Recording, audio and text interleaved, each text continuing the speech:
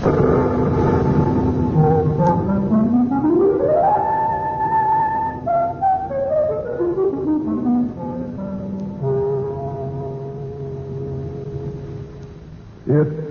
mystery time. Time now for the best in mystery.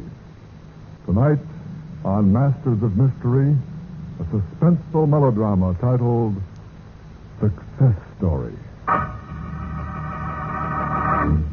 Charles, why is it that I'm always meeting people who pretend to be friendly when all they want is my money? Money, Amelia, has a fascination for some people. A deadly fascination.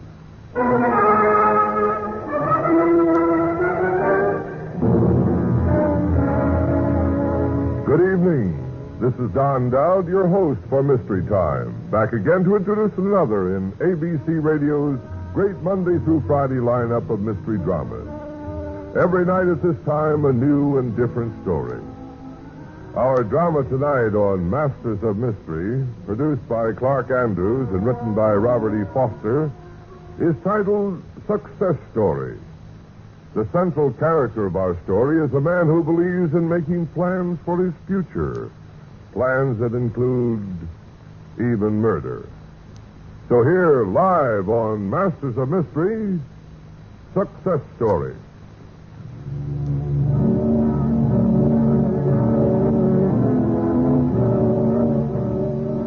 What's the use of being clever if no one knows how clever you are?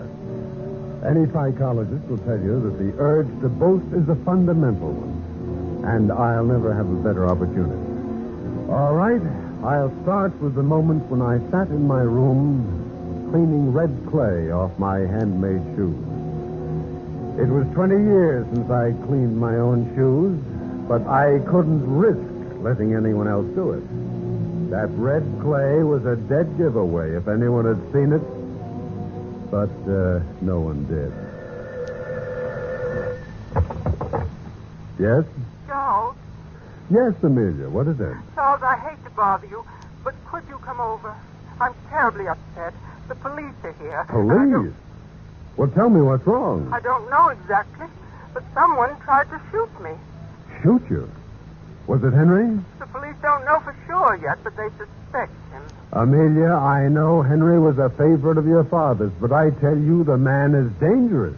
You've got to get rid of him. Please, Charles, I can't discuss it now. Can you come over? Of course, I'll be right over.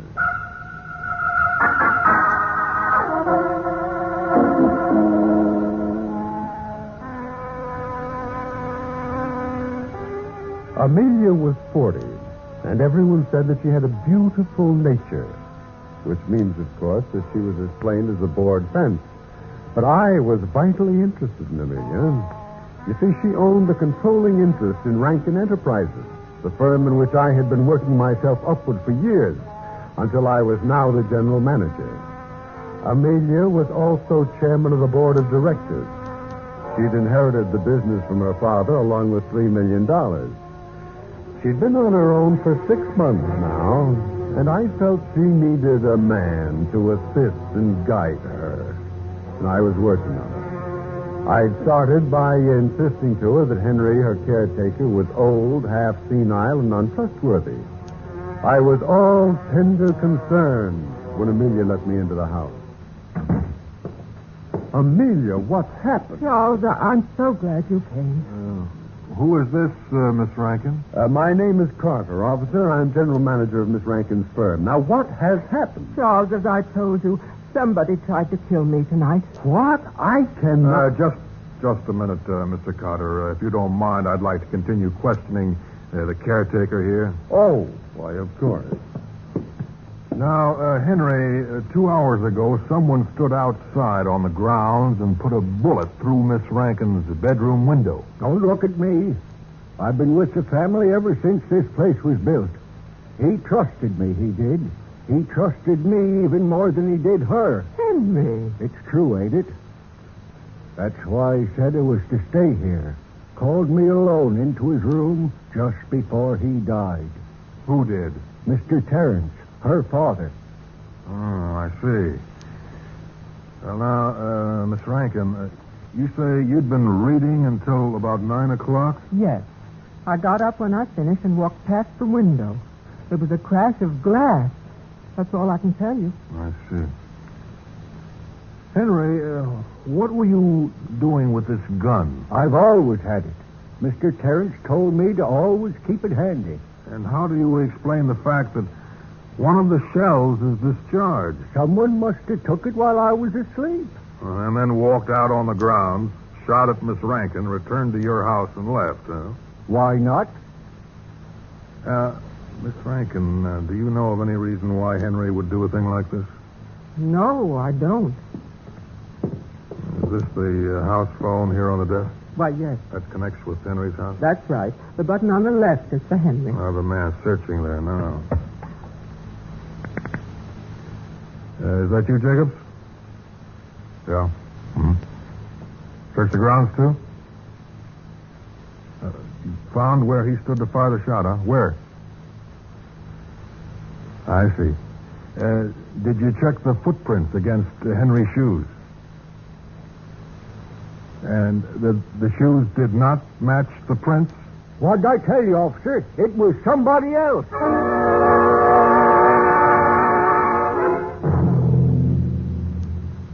Well, they're gone at last. Amelia, will you believe me now? I tell you, that man is not safe. But we don't know, Charles. You must think this over carefully.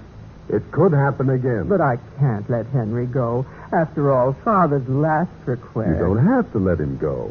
Well, then, what do you think I should do, Charles?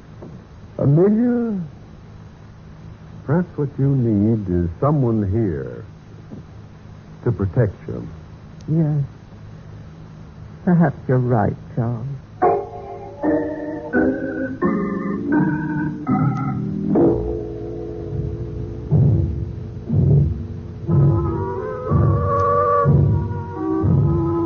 I'd worked for that moment for months, and that shot I'd fired through Amelia's window earlier in the evening clinched it. Of course, I made certain not to hit her. I was clever enough not to move too fast. Presently, I bade her a tender good night, but the next day, I returned to take her for a walk. Just the two of us. Isn't it lovely out today? Yes, it is lovely. The world is full of beautiful things when one's in love. But, maybe I'm being presumptuous, Amelia. Not you, Charles. Ever. Oh, I'm glad of that. I want you to have faith in me. Oh, I do, but it's just that since Mother and Dad died, I've had everything, of course, but I haven't really. I've had to be cautious, and you see, when you have money, you're always meeting people who pretend to be friendly when all they want is to get their hands on the money. What makes people that way, Charles? Is money that important? It has a terrible fascination for some people. If I thought a lot of someone and I found his motive was that, it would hurt me terribly. Of course it would, Amelia. And, Charles, you've been so sweet and kind. I've never been so happy, even though I am so alone. Amelia, you do need someone. With Henry there, things the way they are, you ought to have someone to take care of you and well, to look out for everything. What are you trying to say, Charles? I'm asking you to marry me. Do you really mean it? Of course I do. I'm so happy. Yes, Charles. Yes.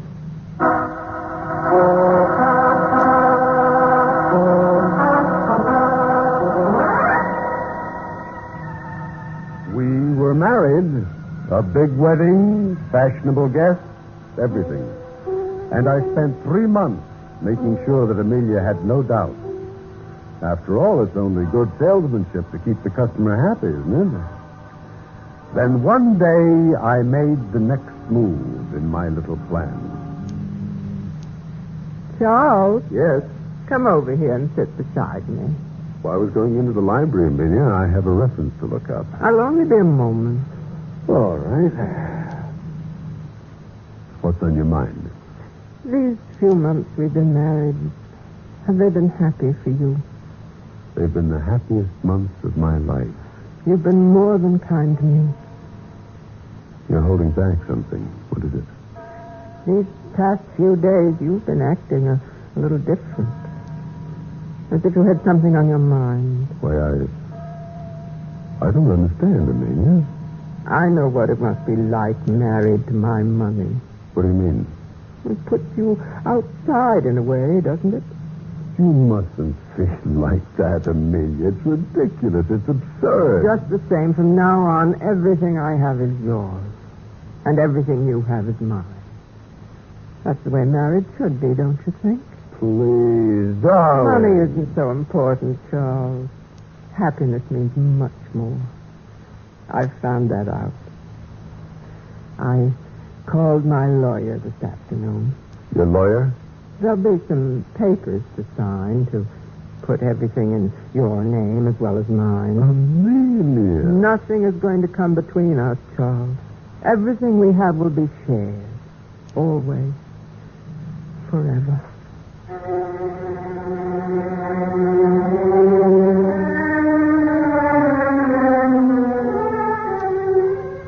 The papers were signed. Now I shared my everything with Amelia, including $3 million.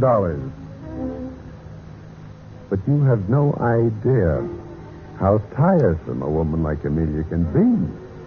Particularly when she insists on being with you every minute of the time. Because she loves you. So there was one more step in my plans. One afternoon, I walked into the Tecumseh Hotel in North City, 100 long miles from Green Acres in Amelia.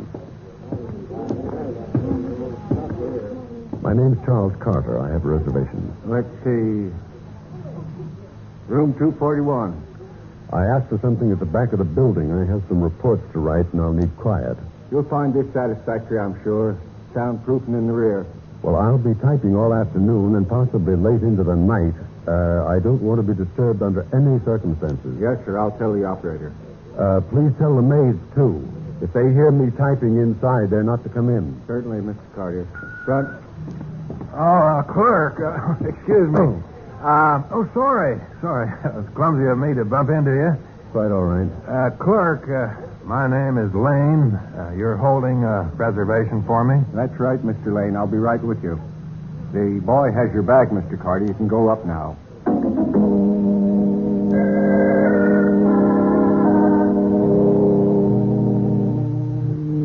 Part 3 of my plan was well underway, but I was a little jumpy.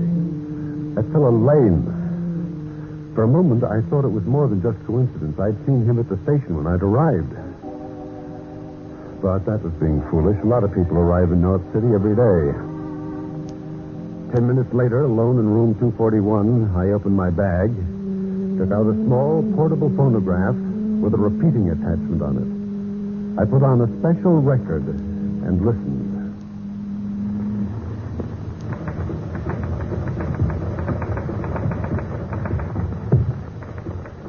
I made sure the whole thing was working perfectly. Then I sneaked out of the room.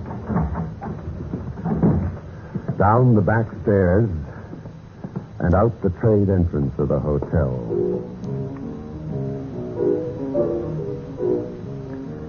In a bar around the corner, I found a telephone. Put in a long-distance call to Johnson, my assistant at the factory. I told him I was in North City and be there overnight. Then I phoned the hotel. Good afternoon. Tecumseh Hotel.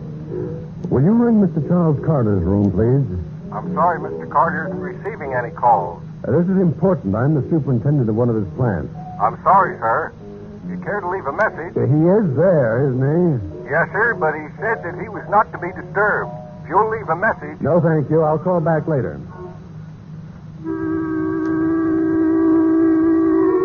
As I hung up, I knew that all my orders would be obeyed.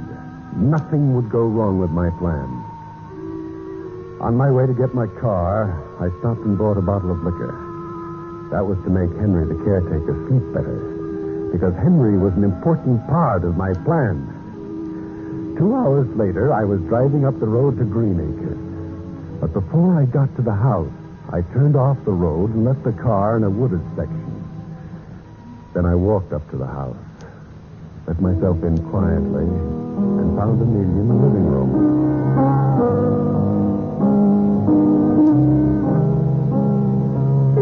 Oh, Amelia.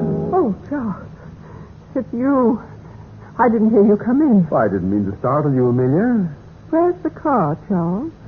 I didn't hear you drive up. I had a little trouble with it. I left it down the road. I'll have Henry look at it. No, not tonight. Too late. All right. I thought for a while you might not be coming home. I'm having a glass of wine. Won't you have one with me? Thanks, I will.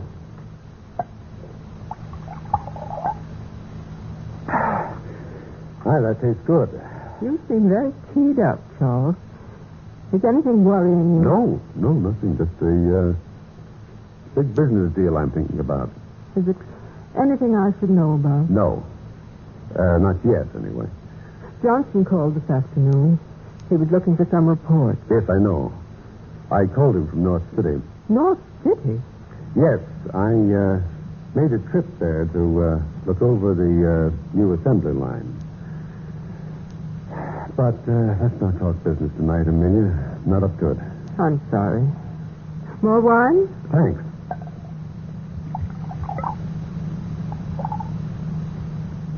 That's fine. Now, why don't you run up to bed, Amelia? I want to take a bottle of bourbon over to Henry. Just a friendly little gesture. Poor Henry. He has been acting more oddly than ever. As if he resented something. I'll try to fix things up. Get him back in a good frame of mind. Don't sit up all hours now, will you? No, Amelia. I'll be back soon. Don't wait up for me.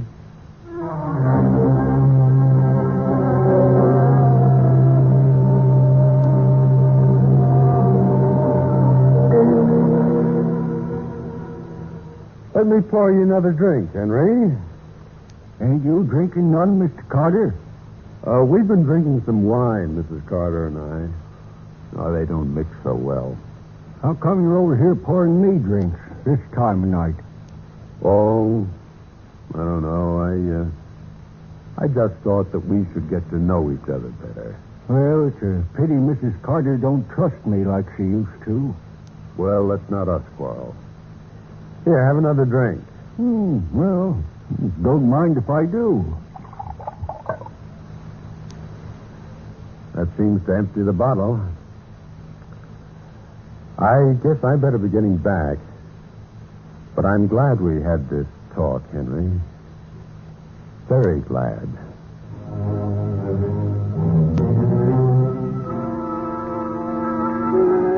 Yes, we'd had a very successful talk, Henry and I. He was nodding when I left.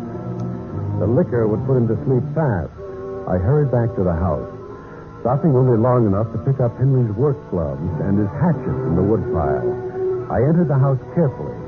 It was dark. I felt my way toward the stairs, and just as I reached the bottom step, I bumped against the standing lamp. Charles? Is that you, Charles? Yes. Yes, it's me. What happened? I just bumped into a lamp. Oh, lock the door before you come up, will you, dear? Yes, of course. Go back to sleep now.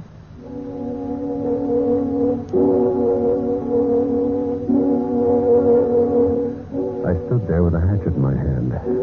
I felt the sweat breaking out on my forehead. At the last moment, I was wavering. I waited, telling myself I was waiting for Amelia to go back to sleep. I was really trying to get up my nerve again. Everything was perfect so far. There wasn't a reason in the world for not going through with it. What's the matter, Charles? What? Why don't you come up? I think I'll read for a while. I'll be up pretty soon. Go to sleep, dear.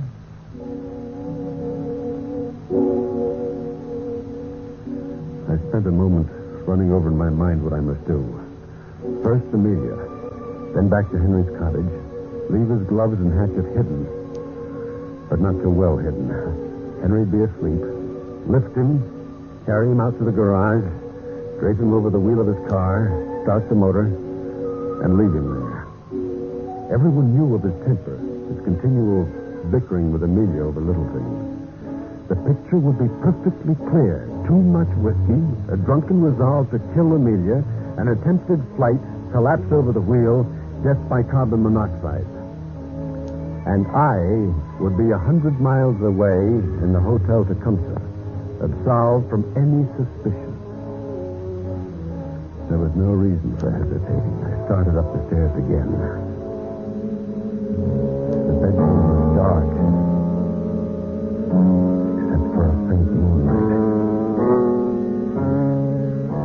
There was Amelia, a dim shape huddled beneath the covers. I tiptoed to the bed. Oh, I hated her. I nerved myself and stuck. Goodbye, Amelia. Goodbye. Charles, Amelia. you can stop striking that rolled-up blanket, Charles. I'm over here by the window. What? Yes. I've been standing here looking out at the moonlight. It's beautiful, isn't it?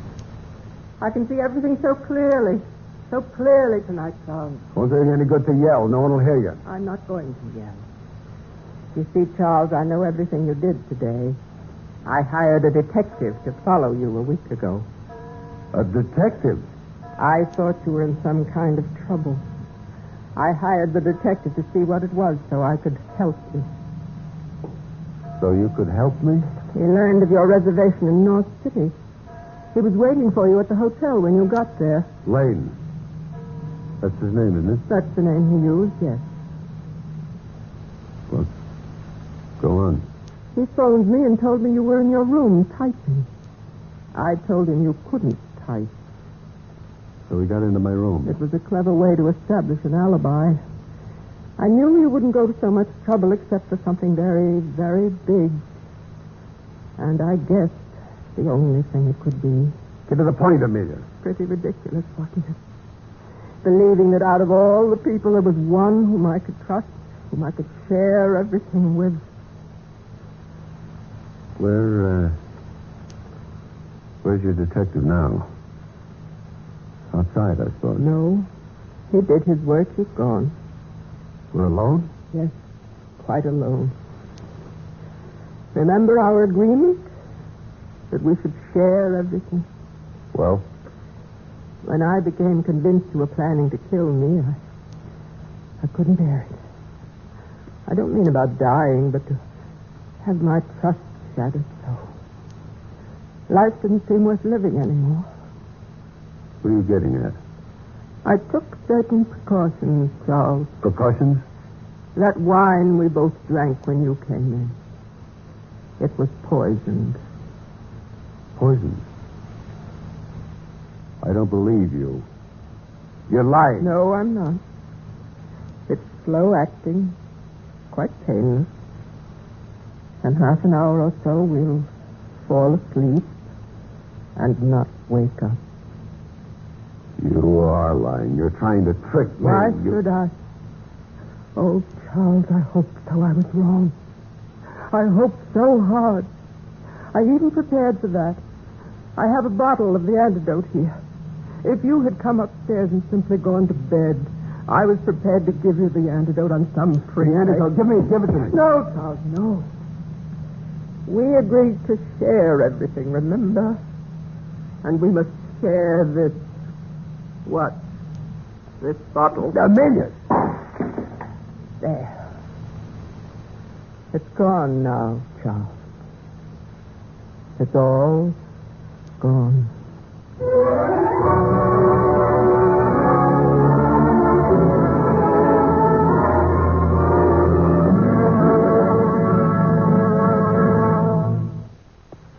This is Don Dowd again, your host for Mystery Time.